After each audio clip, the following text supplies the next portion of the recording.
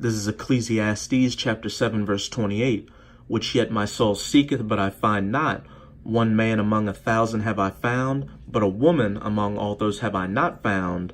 And this was King Solomon speaking during his 40-year reign, when Israel was in a golden age, when it was as close to perfection as it could get on this side. So how much more in these degraded times we live in, of the last seconds of the last days? Barakata Yahweh, Barakata Yahushai, Ba'ashim Rakakodash, Barakatam. First and foremost, I want to give all praises, glory, and infinite honors to Yahweh Ba'ashim Yahushai. Double honors to the apostles and elders of Great Millstone who rule and teach well. And peace and salutations to Ya'akim out there pushing this word in truth and sincerity to the four corners of the globe. May you brothers endure until the end. This is the brother Raya with another video. This is going to be a video of exhortation against you wicked women out there. Mainly you so-called Negro, Latino, and Native American women who make up the 12 tribes of Israel, because you've lived deliciously for quite a while off this Babylonian, Egyptian system that Esau, Edom, the so-called white man, has created for you to gad abroad and play the harlot.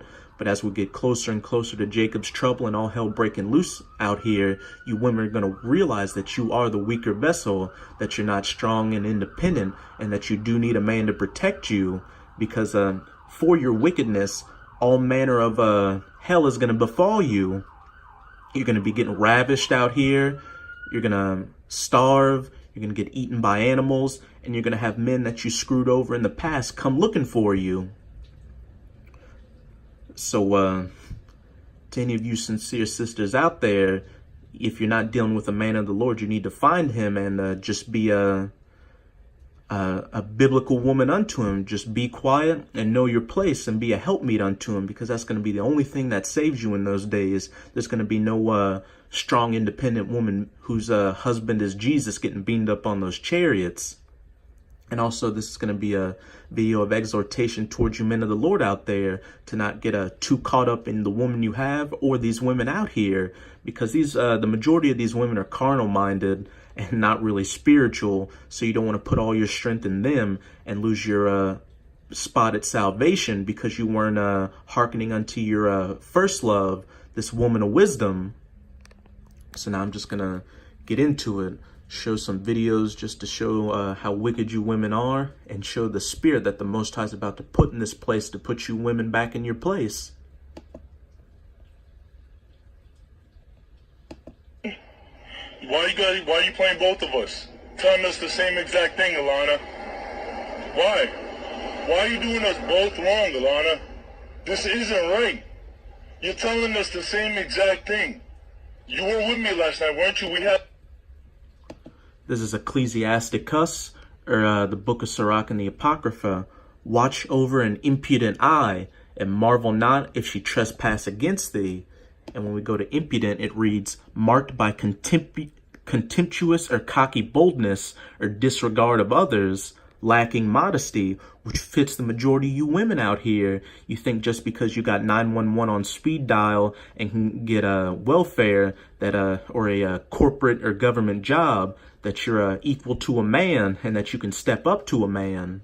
But y'all are going to learn very differently soon enough. And just look at this proud, impudent look.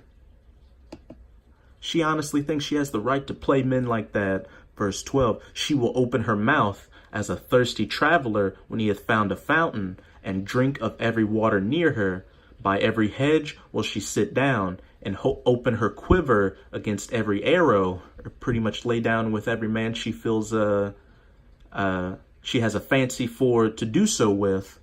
As we're seeing with this woman, she's playing both of these men and getting what she can out of them. We had sex last night, didn't we? Did? We did? Okay. Yeah. When was the last time she had sex with you? Okay, we had sex last night. We did. And she's probably dealing with more men. Listen to how deep her voice is. That sounds like a woman who's opening her quiver to a lot of arrows and taking in a lot of seed and getting that boost in testosterone. And this is northern tribes. And we get on you nigger women a lot, but you northern tribes women can be just as bad. We had sex last night. We did. Okay. Alana, you're caught. You did us both wrong. And you chose me, then you chose him. Why do you think I chose him? Go ahead. Go ahead. You're on camera. Because you keep crying, because you keep everything. You Yeah. know that. 2 years. 2 years of our... Exactly. And you keep crying. What do you have to say about this, bro? Does Always playing the victim. she cry to you all the time, right? Yeah, she cries to you all the time too, right? It's okay, bro. Alana, it's okay. You played us both. We agreed upon this. Yeah, she has all your stuff at the house. You know what she told me about the 3 kids and all that in your house? That it was her aunt's house. I Yeah. told you for a fact, Ian. And she was in the bathroom and all. Text you, say baby. Yeah, she did. And then what did she text you at the same exact time? At the same exact time, bro. You're doing us both wrong. And that woman was committing adultery because this is how adultery works in the Bible. A man can deal with multiple women as long as he's not dealing with the woman of another man, but a woman can only deal with one man because once a woman's virginity or hymen is broken, she's married unto that man because sex is marriage. And if she deals with another man, that's adultery, which is punishable by death. This is another video. I'm just going to play a short clip of it because there's a lot of language and I don't want to get any type of strikes for it. Cold-blooded, Shorty cheated on her man and taunts him after he confronts her. Cry, you're a bitch, I don't care. Having another impudent eye. Don't front, bro. Cry, I don't care. You're a bitch. It's not even that, bro. You're a bitch, bro. And you can tell that man's hurting and his voice cracking. This is 1 Esdras 4:26. Yeah, many there be that have run out of their wits for a woman and become servants for their sakes. And a lot of these men have run out of their wits for women out here. That's why when they get a chance to come after you during Jacob's trouble, they're going to take it. This is Ecclesiasticus 26:22.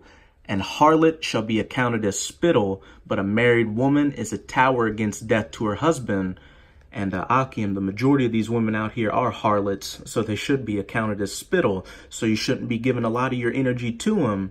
I mean, if you get a chance to lay up with a woman, take it as long as she's not committing adultery, but don't give your energy to her. Again, your first love should be this truth, this woman of wisdom. And it says as much in 1 Corinthians chapter 7. I'm going to read verse 27 and jump around. Art thou bound unto a wife? Seek not to be loosed. Art thou loosed from a wife? Seek not a wife. So Akim, if you're not dealing with a woman like that right now, just count your blessings. Just if you can, just try not to deal with women that much. Like I said, if you get a chance to lay up with a woman, take it, but don't make that your main concern. I'm going to jump to verse 29. But this I say, brethren, the time is short. It remaineth. We're in these last seconds of these last days, that both they that have wives be as though they had none. So what it's pretty much saying is if, again, if you don't have a woman, don't really go seeking for one. But if you're dealing with a woman, be as though you had none. Deal with this first woman, this woman of wisdom, this truth, these scriptures. But also, it's not saying treat your woman badly. If she's got if you have an agreeable situation with her, just deal with her accordingly. And if she steps out of line, you know what to do. Don't be taken out of this truth so close to the end. And besides, as it says in Ecclesiasticus 26:23, a wicked woman is given as a portion to a wicked man, but a godly woman is given to him that feareth the Lord. And as we saw with those women in those clips, those were wicked women. So vis-a-vis, those were wicked men. So if the Most High is not giving you brothers, women on this side, you should count it a blessing because it's saving you a lot of heartache. It's saving you finding out a woman that you may have gotten feelings for, finding out that she's been cheating on you and playing you like a fiddle. And that hurts because a lot of brothers have been through that out there.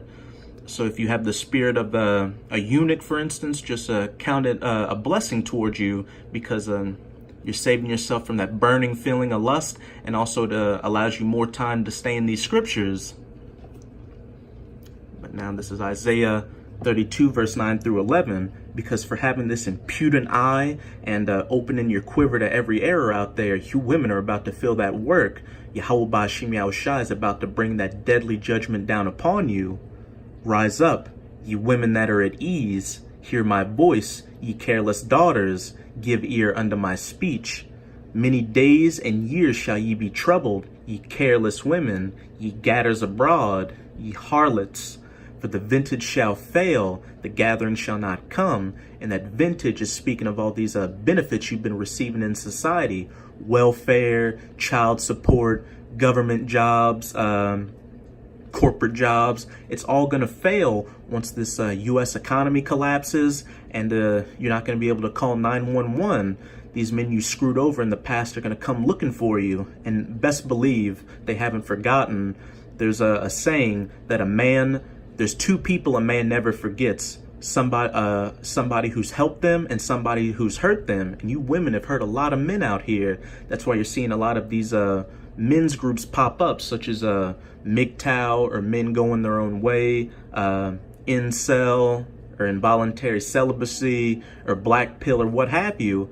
And they're saying it's a non-violent movement for men to walk away from women. But once it's a pandemonium out here and it becomes the law of the jungle, these men are going to come looking for you women.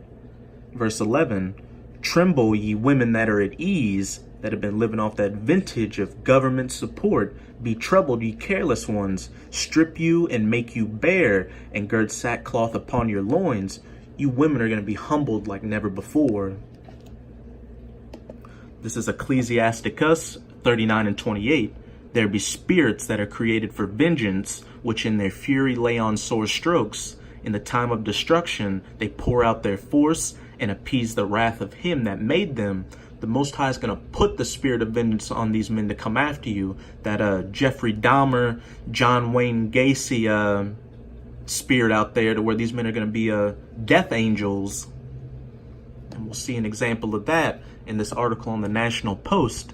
Man cites virginity as reason he planned to kill as many girls as he could, Utah police said. Christopher Wayne Cleary, 27, is also on probation in Jefferson County, Colorado for stalking and threatening women, police said. And this is the spirit a lot of men are on in this side when there's some semblance of society. How much more when society collapses? And of course it's a Edomite, but it's going to be all nations of men in those days coming after you women. A 27-year-old Colorado man has been arrested on a terrorism charge after he posted messages on social media citing his virginity as the reason. He said he was planning to carry out a mass shooting, killing as many girls as I see, authorities in Utah said. Authorities said Christopher Wayne Cleary of Denver posted on his Facebook page that there's nothing more dangerous than man ready to die. Those spirits of vengeance